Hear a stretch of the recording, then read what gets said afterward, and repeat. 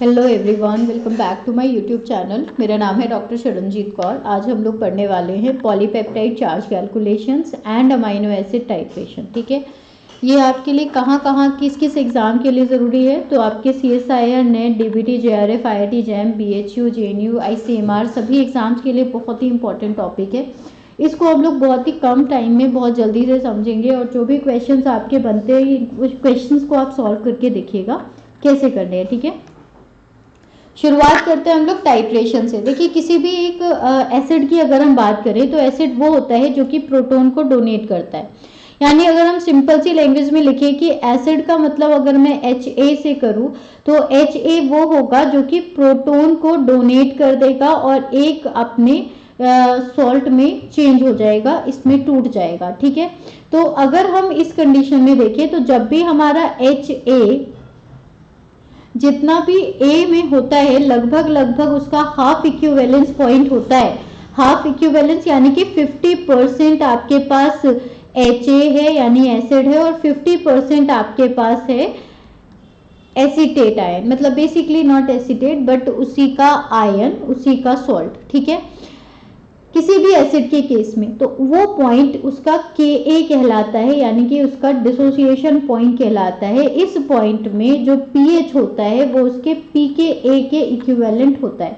किसी भी weak acid के लिए हम लोग जानते हैं pH is equal to pKa plus log of salt by acid. ठीक है, तो यहाँ पर हमें अगर pH की वैल्यू निकालनी होती है किसी भी pH पर, क्या होगा अगर हमारा pH is equal to pKa है, pH pKa बराबर है तो सॉल्ट और एसिड भी बराबर होगा, यानी 50% डिसोसिएट हुआ है, हाफ इक्विवेलेंस पॉइंट है, उसे हम pKa कहते हैं किसी भी एसिड का।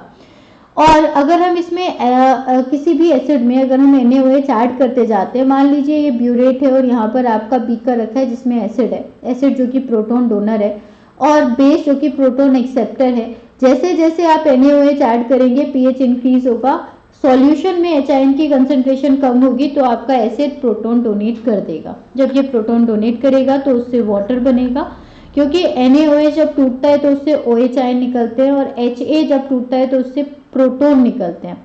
H और OH मिलके बना देते हैं पानी, और वाटर और हाइड्रोक्सिल आयन जब एक टाइम पर इक्वल हो जाए तो उस पॉइंट पर हमारा बफर्ड रीजन आ जाता है। So we have two buffered region और इन दो बफर्ड रीजन की हाफ वैल्यूज हैं। इन हाफ वैल्यूज का अगर हम एवरेज कर ले तो हमें इक्विवेलेंस पॉइंट मिल जाता है, यानी कि वो पॉइंट मिल जाता है जिसमें हमारी रिएक्शन जितना फॉरवर्ड जाती है उतनी ही रिवर्स भी जा रही होती है। समझ में आ रहा है? इक्विवेलेंट मतलब जितना फॉरवर्ड रिएक्शन है उतना ही बैकवर्ड भी चल रहा है, वो पार्ट हमको मिल जाता है। अब बात करते हैं हम लोग किसी भी एसिड की, अमीनो एसिड की। तो अमीनो एसिड में हम बात कर रहे हैं एलेनिन की। एलेनिन एक ऐसा अमीनो एसिड है जो कि नॉन आयनाइजेबल साइड चेन रखता है, यानी इसकी साइड चेन में कोई भी ऐसा ग्रुप नहीं होता जिसको आप आयनाइज कर सकते हैं। जैसे कि अगर हम इस पॉइंट को देखें, दिस इज सी एल्फा, तो सी एल्फा की जो साइड चेन है वो है आपका मिथाइल ग्रुप। एलेनिन के केस में होता है मिथाइल ग्रुप। ये मिथाइल ग्रुप अपना प्रोटॉन डोनेट नहीं करता है। जब ये अपना प्रोटॉन डोनेट नहीं कर रहा है तो फिर जो इसके ग्रुप से मेन वो हो गए सी एल्फा से जुड़े हुए कार्बोक्सिलिक एसिड ग्रुप और सी एल्फा से ही जुड़ा हुआ अमीनो ग्रुप। तो अब क्या होता है कि जैसे मान लीजिए अगर हम इसको समझें तो यहाँ पर मैंने आपके लिए इसका स्ट्रक्चर बना के रखा है। ये आपका एक अनआयोनाइज्ड अमीनो एसिड है एलेनिन। ये एलेनिन को जब हम किसी सॉल्यूशन में रखते हैं तो क्या करता है, ये सॉल्यूशन में जाने के बाद आपने बहुत कम पीएच पे रखा है। बहुत कम पीएच, कितना कम? इस pKa1 से कम पीएच है, pH is less than pKa1। अगर ये pH pKa1 से कम है तो pKa जो होगा वो प्रोटॉन एक्सेप्ट कर लेगा सॉल्यूशन में से, यानी बाहर से प्रोटॉन ले लेगा और अपना प्रोटॉन इसने अपने ही बेस को डोनेट किया हुआ है अमोनियम ग्रुप को। ये pKa2 वैल्यू है। वैल्यू की बात करेंगे, कुछ चीजें होती हैं जो कि जनरली pKa1 होता है फॉर अमीनो एसिड, यानी अल्फा। pKa1 का मतलब जहां पर भी आएगा वो होगा आपका अल्फा कार्बोक्सिलिक एसिड का pKa वैल्यू। ये होती है लगभग 2.2 2.3 के आसपास, जैसे यहाँ पर शायद 2.1 दिया हुआ है, 2.34 है तो हम इसको 2.34 लिख सकते हैं। जो pKa2 वैल्यू होती है ये होती है आपकी अल्फा NH2 ग्रुप की, अमीनो ग्रुप की, और इस वैल्यू की अगर हम बात करें तो ये लगभग 9.8 के अराउंड होती है। ये हो गई हमारे पास 9.8 के आसपास वैल्यू, 9.69 है यहाँ पर, ठीक है। ये दो वैल्यूज है। अगर हमारा pH बहुत कम है, pKa1 से कम है, तो क्या करेगा ये आपका प्रोटोन एक्सेप्ट कर लेता है, यानी प्रोटोन डोनेट नहीं करता बेसिकली वी कैन से। इस कंडीशन में हमारा यहाँ इसने प्रोटोन एक्सेप्ट नहीं किया हुआ, इसने प्रोटोन डोनेट नहीं किया हुआ है, इसने प्रोटोन एक्सेप्ट किया गया है, चार्ज है हमारे पास +1, क्योंकि जब pH कम होता है तो हाइड्रोजन आयन कंसंट्रेशन ज्यादा होती है। इस कंडीशन में नेट चार्ज हो जाता है +1, ठीक है। और अगर हम बात करें जब pH कम होगा, हाइड्रोजन आयन कंसंट्रेशन ज्यादा होगी, तो चार्ज हो जाएगा प्लस, किस समय, जब pH हमारा pKa1 से कम है। दूसरी बात, जब आप pH इंक्रीज करेंगे, NaOH ऐड करेंगे, तो क्या हो जाएगा, ये वाला जो pKa1 वैल्यू थी वो अब pH उससे ज्यादा हो चुका है, तो वो अपना प्रोटोन डोनेट कर देगा। जब भी हमारा pH pKa1 से ज्यादा है तो उसने अपना प्रोटोन डोनेट कर दिया। अब इसने अपना प्रोटोन डोनेट नहीं किया क्योंकि इतना ज्यादा pH नहीं था कि 9.8 से ज्यादा pH अभी आपका नहीं हुआ है, तो इसने अपना प्रोटोन डोनेट नहीं किया है। नेट चार्ज आ गया 0। इस नेट चार्ज, जब नेट चार्ज 0 होता है तो जो भी pH वैल्यू होती है उसे हम कहते हैं आइसो इलेक्ट्रिक पॉइंट, ठीक है। तब हम उसे कहते हैं आइसो इलेक्ट्रिक पॉइंट। अब ये हमको मिल गया आइसो इलेक्ट्रिक पॉइंट pH की वो वैल्यू जिस पर हमारे किसी अमीनो एसिड पर नेट चार्ज 0 होता है। तीसरी बात, जब हम pH और ज्यादा इंक्रीज करते हैं, यानी कि हम इस pKa2 से भी ज्यादा pH कर देते हैं, यानी 9.8 से भी ज्यादा pH कर देने पर हाइड्रोजन आयन कंसंट्रेशन और कम हो जाती है सॉल्यूशन के अंदर। तो ये जो अमोनियम आयन था इसने भी अपना प्रोटोन डोनेट कर दिया, जिसकी वजह से हमारे पास चार्ज रह गया -1। तो अब हमारे पास तीन वैल्यूज हो गई हैं। एक हो गई है 1 जिस पर चार्ज था +1, एक हो गई है 2 जिस पर चार्ज था 0, एक है 3 जिस पर चार्ज था -1, ठीक है। हमारे लिए मतलब कि हमको ये वैल्यू निकालनी है कि ये वाला pH कितना था। इस pH को हमें आइडेंटिफाई करना है, तो हम इसको निकालने के लिए, क्योंकि चार्ज 0 है तो इस pH को हम कहते हैं PI। इस PI को निकालने के लिए हम क्या यूज करते हैं, pKa1 यानी कि वो चार्ज जिस पे +1 चार्ज था वो pH, दूसरा pKa2 जिस पर हमारा -1 चार्ज था डिवाइडेड बाई 2। इस फॉर्मूले को यूज करके हम किसी भी अमीनो एसिड का PI वैल्यू निकाल लेते हैं। फॉर इन दिस केस क्या होगा, ये वैल्यू है जब <2 था, <2 यानी कि ये pK1 हो गई, तो हमें PI अगर हमें कैलकुलेट करना होगा तो it will be pKa1 plus pKa2 divided by 2, यानी कि 2.34 plus 9.69 divided by 2 is equal to 6.01। ये वैल्यू आ गई हमारे पास किसकी, PI की। अब बात करते हैं हम लोग, अगर हमारे पास आयनाइजेबल साइड चेन है, तो आयनाइजेबल साइड चेन के केस में हमारे पास एग्जाम्पल आ जाते हैं arginine. Arginine basic amino acid है। बेसिक अमाइनो एसिड का मतलब ये पॉजिटिवली चार्ज होता है एट फिजियोलॉजिकल pH।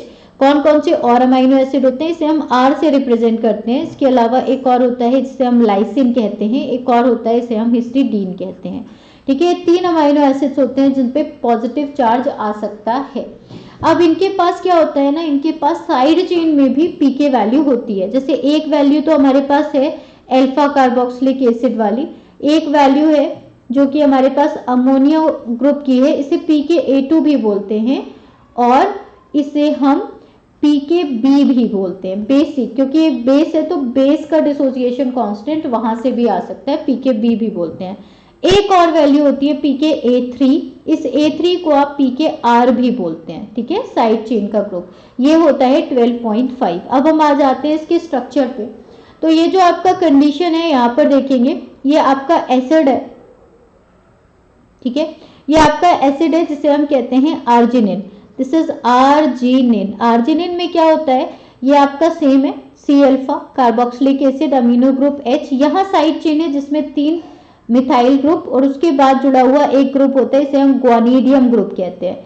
ये जो ग्वानिडियम ग्रुप है इसका चार्ज होता है 12.5, इसका pH होता है 12.5। जब आप इसको डिसॉल्व करते हो सॉल्यूशन में जब आपका pH लेस देन 2 है उस समय क्या होगा, लेस देन 2 पर ये वाला ग्रुप भी आपका प्लस ले लेता है चार्ज और लास्ट जो R चेन है वो भी ले लेता है, यानी इस पर चार्ज हो जाता है +2। जब आप इसका pH थोड़ा बढ़ाते हैं, जब आप थोड़ा बढ़ाते हैं यानी कि 2.3 से 2.1 इसके pKa1 की वैल्यू है, तो उससे अगर हम थोड़ा आगे बढ़ाएंगे तो क्या होगा, इस पे माइनस चार्ज आ जाएगा, बाकी दोनों प्लस प्लस। अगर हम देखें तो हमारे पास चार्ज मिल गया +1। जब हम थोड़ा और बढ़ाएंगे तो क्या होगा, तब आपकी वैल्यू आ गई 9 वाली, राइट, 9.0। ध्यान दीजिए pKa1 से आपका ये कटा था, अभी pKa1 से बढ़े।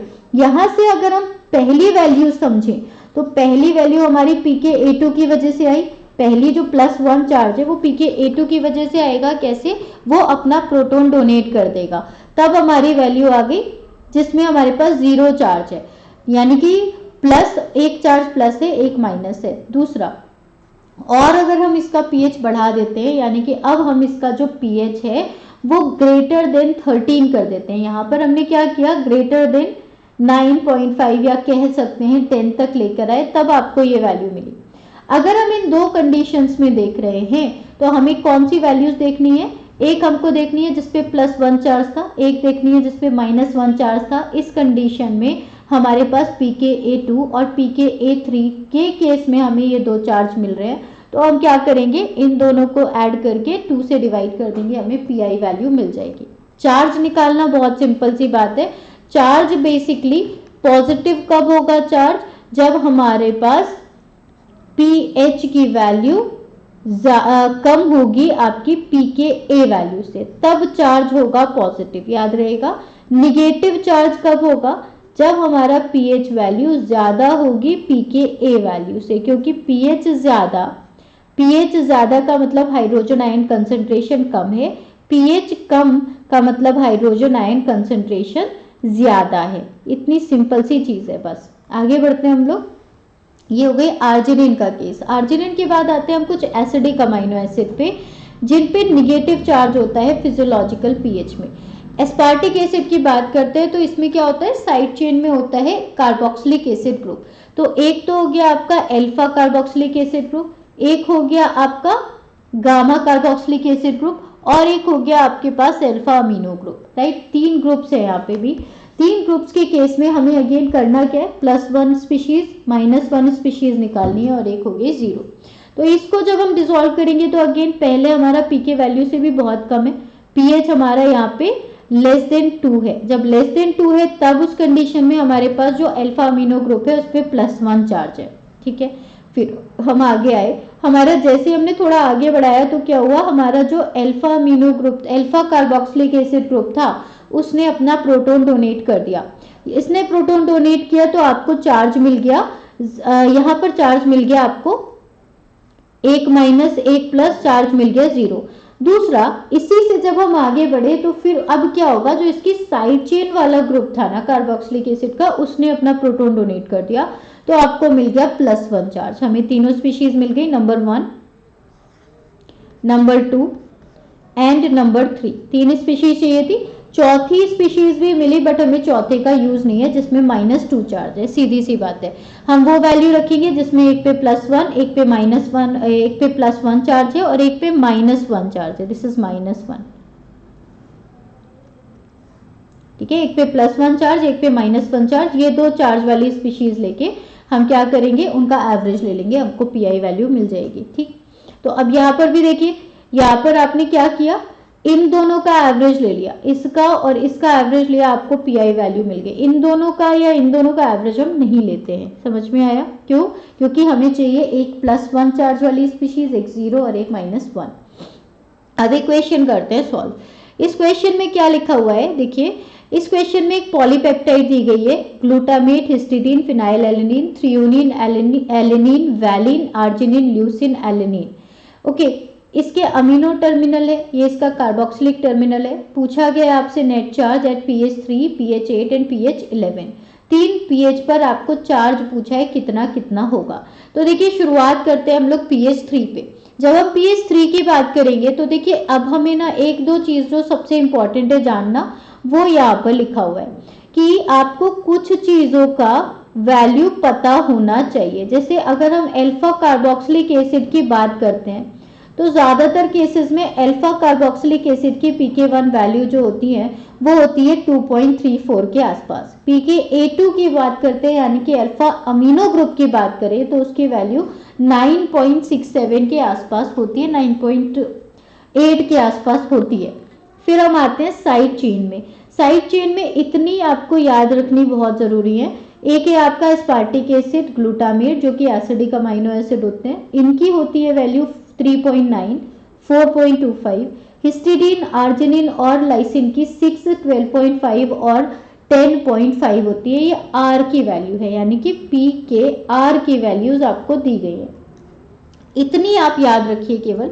अब हम बात करेंगे पीएच 3 पे। पीएच 3 पे क्या होगा, देखिए अमीनो ग्रुप पर आ जाओ। मैंने आपको क्या बोला था, जब भी हमारा पीकेए वैल्यू कम होगी पीएच से तो क्या होगा, ये वैल्यू अगर हमारी कम है और ये वैल्यू अगर ज्यादा है तो क्या होगा, उस पर चार्ज, या तो हमारा चार्ज मतलब इस पे जीरो होगा या तो इस पे निगेटिव चार्ज होगा। दो कंडीशन हो सकती है।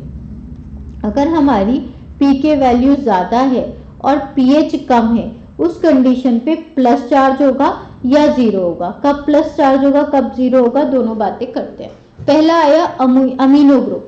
अमीनो क्या है भाई, NH2, ये एक बेस है। जब ये एक बेस है तो ये क्या कर सकता है, ये प्रोटोन एक्सेप्ट कर सकता है, सिंपल सी बात।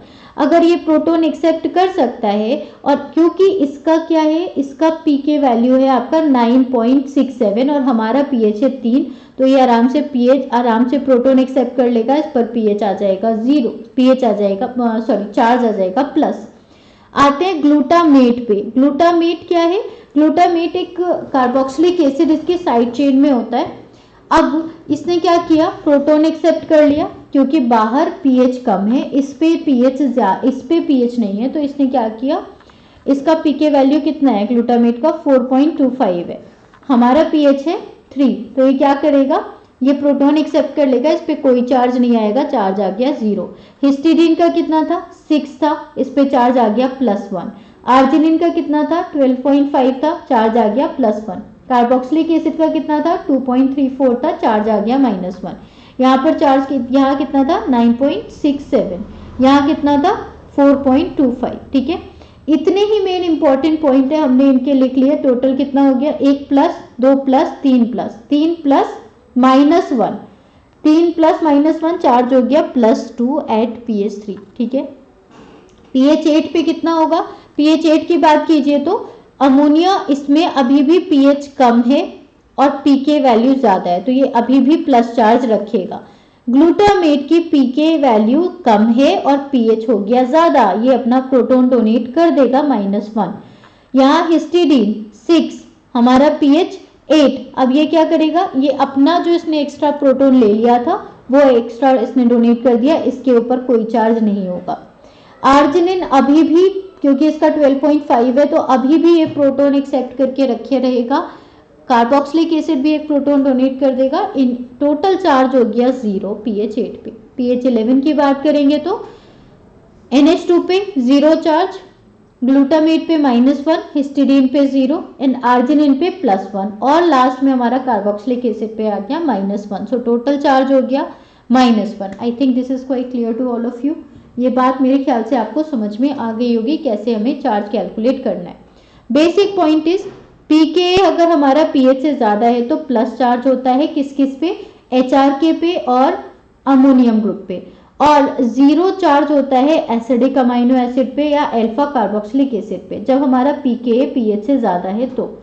और पीके अगर हमारा पीएच से कम होता है तो हमारा जीरो चार्ज होता है HRK पे और अल्फा अमोनियम ग्रुप पे। ठीक है, फिर बात करते हैं हम लोग माइनस चार्ज की बात। ये माइनस चार्ज कब होगा, एसिडिक अमाइनो एसिड होंगे या फिर carboxylic alpha carboxylic acid group होगा। दोनों चीजें मैं आपको बता चुकी हूँ कि पीएच जब हमारा पीके से ज्यादा होता है तो प्रोटोन डोनेट होते हैं, पीके जब पीएच से ज्यादा होता है तो प्रोटोन एक्सेप्टर का काम करता है। फॉर्मूले की बात करें तो HRK के लिए यानी बेसिक अमाइनो एसिड्स के लिए फॉर्मूला रहता है आपका PI = PK2 + PKr/2, इसे हम PKA3 भी बोलते हैं इसे हम pKb भी बोलते हैं। तो pKa2 plus pKa3/2 for HR के, D के लिए pKa1 प्लस pKa3 1 और 3 या अल्फा कार्बोक्सिलिक ग्रुप और साइड चेन वाला ग्रुप, तो हो गया 2। जनरली हम लोग इसको ऐसे कंसिडर कर सकते हैं कि जो ग्रेटर देन 7 की 2 वैल्यूज होती हैं उनको लेके उनका एवरेज कर सकते हैं। इस तरीके से भी किया जाता है, लेकिन यहाँ पर एक एक्सेप्शन काम करता है, इसके बारे में हम अभी बताएंगे, हिस्टीडीन एंड टायरोसिन। राइट, इस कंडीशन की बात करें तो लेस देन 7 की 2 वैल्यूज का एवरेज कर दोगे तो आपको मिल जाएगा। HRK और DE में ये काम लग सकता है, ये फॉर्मूला लग सकता है, हर जगह नहीं लगता। आयनाइजेबल के केस में आपके 2 ही वैल्यूज होती है, तीसरी होती नहीं, एक होती है pKa1, एक होती है pKa2, इन दोनों का एवरेज कर देंगे, आपको नॉन आयनाइजेबल का PI वैल्यू मिल जाएगा। ठीक है, अब हम आते हैं कि कहाँ पर हमारा एक्सेप्शन आता है। एक्सेप्शन आता है टायरोसिन एंड सिस्टीन। इसमें जो साइड चेन होती है वो बेसिक होती है, साइड चेन की वैल्यू 7 से ज्यादा होती है, लेकिन फिर भी ये आपका आयोनाइजेबल नहीं होता। एग्जाम्पल में यहाँ पर मैंने आपके लिए रखा हुआ है टायरोसिन। टायरोसिन की जो साइड चेन होती है उस साइड चेन में होते हैं आपके पास फिनॉल ग्रुप। अब फिनॉल ग्रुप क्या है? ये ग्रुप है जिसमें आप में फिनॉल ग्रुप का मतलब है इस तरीके का एक बेंजीन रिंग होगा और उसमें OH ग्रुप होगा। दिस इज फिनॉल ग्रुप, ये वाला। ये जो फिनॉल ग्रुप है PKR, इसका वैल्यू लगभग 8 के आसपास होता है। हो सकता है कि मैं यहाँ पर थोड़ा सा गलत हो सकती हूँ, एक बार चेक कर सकते हैं आप लोग, बट जो PKR की वैल्यू होती है वो लगभग 8 के आसपास होती है, मतलब बेसिक होती है। और यहाँ पर C अल्फा हो गया, एक हो गया आपके पास COOH, PKA की वैल्यू हो गई 2.3। I am not sure about this one, but please check it कि कितना होता है, बट जितना भी है ये होता 7 से ज्यादा है। एक pKa2 वैल्यू है। तो बेसिकली क्या होगा कि जब आपका पहला वैल्यू, पहली pK वैल्यू आती है, एक्चुअली ज्यादा ही होती है, 10 पॉइंट समथिंग, 10.5 के अराउंड रहेगी, हटा दो उसको, सॉरी।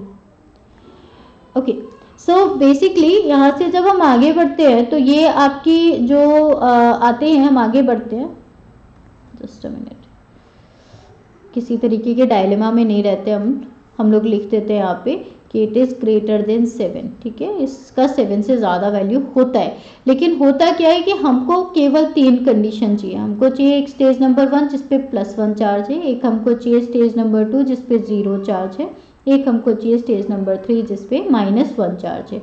एक कंडीशन ये भी आती है यहाँ पे जब यहाँ पर O पर निगेटिव चार्ज आ जाता है, लेकिन ये बहुत ज़्यादा pH पर आता है, जब हमारा pH ग्रेटर देन 11 होता है तब आता है। तो हमारे लिए ये इतना ज़्यादा महत्वपूर्ण नहीं रहता, हम इसके लिए भी निकालते हैं। तो हमारे पास 2 ही वैल्यूज हम लोग कंसिडर करते हैं, एक होता है pKa1, एक होता है pKa2/2। Clear? I guess class आपको समझ में आई होगी। अगर नहीं समझ में आई है तो प्लीज़ बताइएगा, लेट मी नो। अगर समझ में आई होगी तो भी बताइएगा, और लाइक करिएगा, सब्सक्राइब कर लीजिएगा, बेल आइकन प्रेस करना नहीं भूलिएगा प्लीज़, और अपना फीडबैक देते रहिए। Thank you so much, see you in the next class, take care, bye bye.